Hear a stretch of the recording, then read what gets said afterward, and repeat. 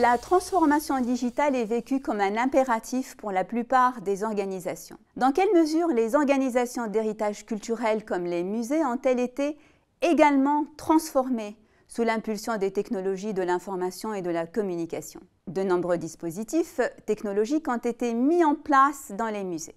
Sur site, applications physiques, mobiles et en ligne, à l'exemple des audioguides, des dispositifs de réalité virtuelle augmentée et mixte, des sites web et des médias sociaux. Certains y sont favorables car ils y voient un moyen de mettre en place des pratiques innovantes, plus inclusives et propices à l'accès à l'art pour de nouvelles catégories de public.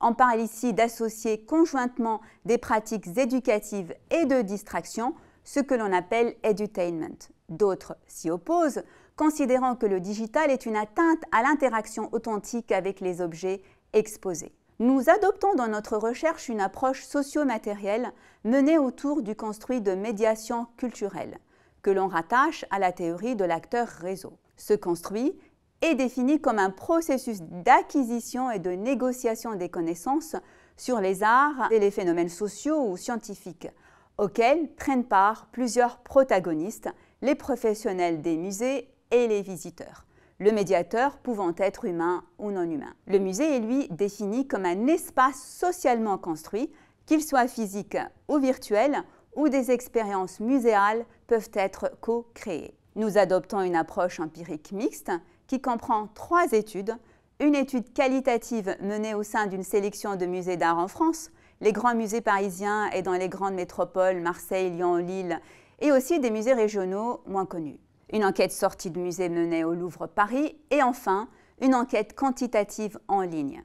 Nos résultats mettent en lumière une évolution des modes de médiation muséale, du mode réceptif, unidirectionnel du curateur-conservateur vers le visiteur, au mode interactif, dialogue entre curateur et visiteur, et enfin au mode participatif, possible intégration du visiteur dans les processus curatifs. Ce sont donc les modalités d'appropriation de ces outils de part et d'autre, les professionnels des musées, vision stratégique et pratiques opérationnelles, et des visiteurs, dimension praxéologique, qui génèrent un potentiel plus ou moins important de transformation. Il ne s'agit pas ici, évidemment, de remplacer les musées physiques par des musées digitaux ou virtuels.